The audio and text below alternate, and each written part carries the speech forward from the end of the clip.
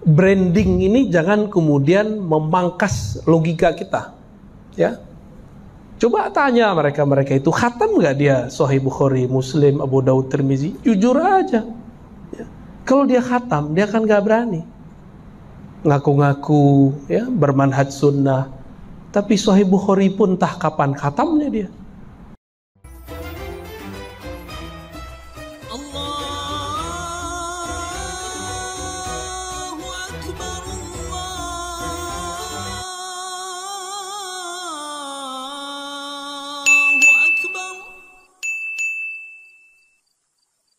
Ustadz yang inisial F tadi, saya nggak kenal dia. Oh, kalaupun dia disebut ngajar di Madinah, itu bukan perwakilan Indonesia kan? Tapi itu dipilih di sana. Nggak usah ngelihat Madinah sekarang saja. Dunia ini kan sudah bergerak. Tahun 80-an, masyayikh kita masih boleh ngajar di Mekah, Madinah. Tapi diam-diam buat majelis. Terakhir tuh Said Muhammad Alawi Al-Maliki. Tahun sebelum-sebelumnya juga masih. Tapi puncak karena Saudi dapat tambang baru, tambang minyak tahun 70-an itu. Maka dia karena sudah buat kesepakatan dengan, ya, keluarga Ahlus Syekh. Jadi ada keluarga Ahlus Syekh, ada Ahlus Su'ud. Ahlus Syekh urusan agama, Ahlus Su'ud urusan siasah. Tapi apa yang menjadi kebutuhan siasah harus difatwakan, disetujui oleh Ahlus Syekh. Contoh, adakah dalam Al-Quran dan Sunnah larangan untuk berpartai? Gak ada.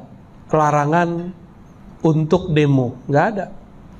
Tapi itu difatwakan haram oleh pengikut Ahlus Syekh ini, ya kan? Bahkan mereka di dunia itu tidak ada mazhab yang paling intoleran kecuali mereka. Nggak ada lagi. Kalau sudah dia muncul, yang lain nggak boleh muncul.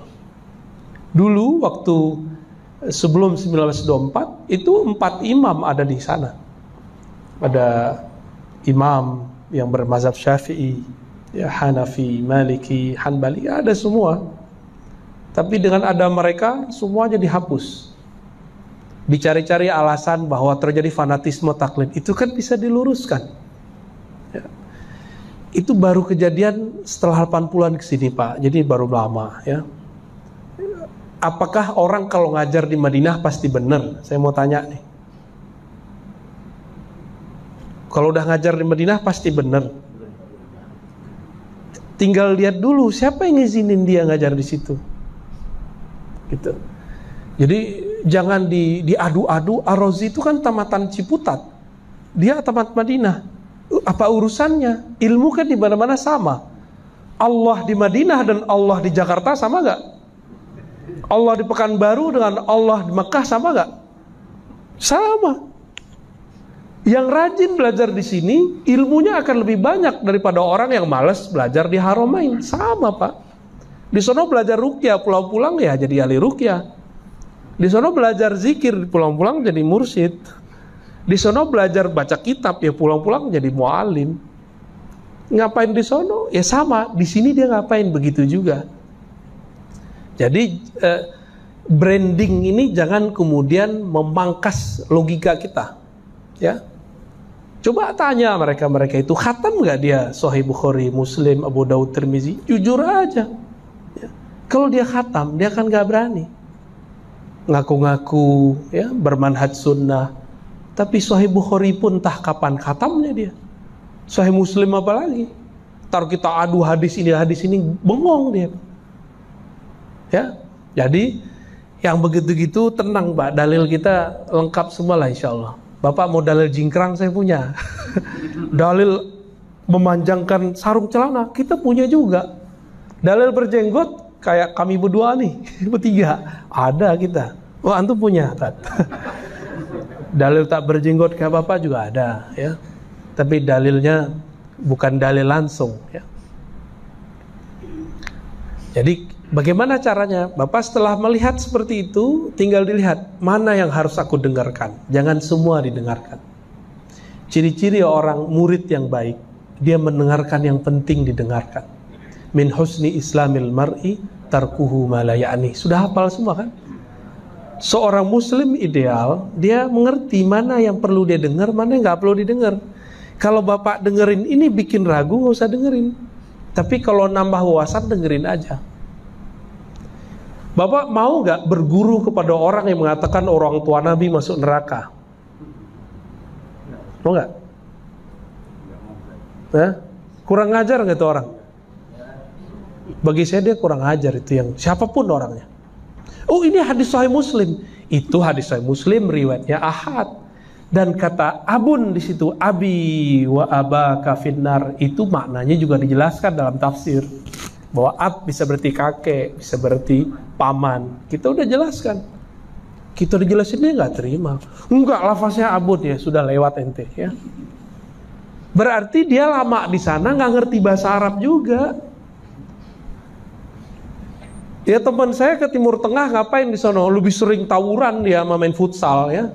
Tanya aja teman-teman kita, yang ngaji nggak banyak kok. Kita tanya, ngaji nggak ke fulan, ke zawiyah fulan? Oh, kita sibuk. Ya, giliran futsal ceritanya panjang. Tawuran sama anak Bugis tuh. Anak Bugis kan jago-jago, pinter juga, tapi juga pinter main bola. Kalau main bola bisa gesekan, Pak. Ya, tuh ada orang Bugis tuh. Kita tanya aja, Pak. Tanya ke teman-teman kita itu, jujur aja. Di sono tidur, di sini tidur, sama hasilnya? Sama. Di sini baca kitab 11 jam sehari, di sono baca kitab 1 jam sehari. Beda nggak hasilnya? Beda, Pak. Beda hasilnya. Di sini riyadhah zikirnya. Dia setiap Ramadan dia khalwat, setiap bulan haram dia khalwat. Pas di sana dia nggak khalwat. Beda nggak? Pulang bawa gelar akademis, itu untuk sini. Tapi kan dia nggak punya gelar ruhani, nggak punya gelar kolbu. Syekh Khalifah itu gelar untuk pencapaian kolbu. Nggak bisa, Pak, dikeluarkan dari kampus. Yang ngeluarin siapa? Syekh juga. Nggak bisa jamaah, yuk kita angkat Khalifah bareng-bareng. Nggak bisa juga, nggak bisa kan Tuan Khalifah. Harus syekh juga yang angkat. Kecuali syekhnya meninggal, yang tinggal khalifah-khalifah tua. Mereka istikharah, lalu musyawarah, baru boleh mengangkat. Itu darurat itu, ya.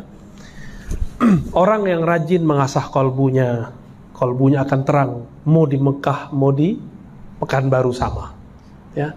Orang yang rajin berguru, mau di Jakarta, mau di Mesir, sama.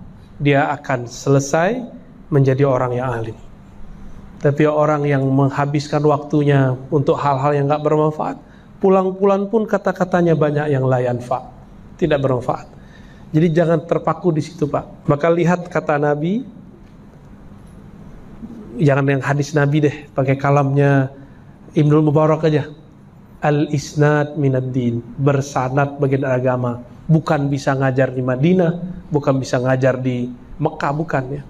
Nanti insya Allah ada ulama-ulama Ahlus Sunnah yang akan kembali ngajar di sana, Pak. Tenang aja. Di sana buat majelis begini digerebek sama syurtah oleh polis, ya, oleh askar. Enak tinggal di Indonesia. Saya datang ke Uzbek, silsilah Naqsyabandiyah kita kan di sana. Ziarah. Di kota Bukhara kita ziarah, alhamdulillah full. Semua silsilah kita ziarahin. Bertemulah kemudian pas keluar di makomnya Imam Maturidi, Imam Ahli Sunnah. Karena Asy'ari Maturidi. Ini Imam Maturidi. Ada Habib di situ, ada muridnya Habib, ya, Habib Mahmud dan muridnya. Saya tanya, tudarris amla? Dia jawab, la. At-tadris huna mamnu illa liman kana lahu iznun rasmiyun min ad-daulah. Wah, ribet, Pak. Mengajar dilarang di sini kecuali dapat izin resmi dari daulah, dari negara. Bapak-bapak buat majelis nih, bisa ditangkap. Apalagi di bawah Uzbek udah ada Afgan yang lagi sekarang konflik besar. Mereka hati-hati Pak. Kawan saya pakai kopiah, mirip sama kopiah Taliban, langsung ditahan 1,5 jam pas di imigrasi. Begitu mereka kayak ketakutan sama orang beragama. Jadi ada trauma beragama di sono, di Uzbek itu. Kita mau bikin maulid, mau bikin apa, bebas kita, bersyukurlah. Walaupun kita nggak sepakat dengan pemerintah berapa hal, kritik aja, nggak usah kemudian ayo kita berontak, kan nggak juga kan. Ya.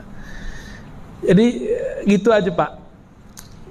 Bapak lihat siapa yang mazhabnya Syafi'i, akidahnya Ahlussunnah Asy'ari, bertasawuf, udah itu yang didengerin. Cari-cari masalah kalau dengerin dia lagi tuh, ya. Udah jelas dia ngomong kurang ajar tentang keluarga Nabi Sallallahu Alaihi Wasallam, masih kita dengerin, ya.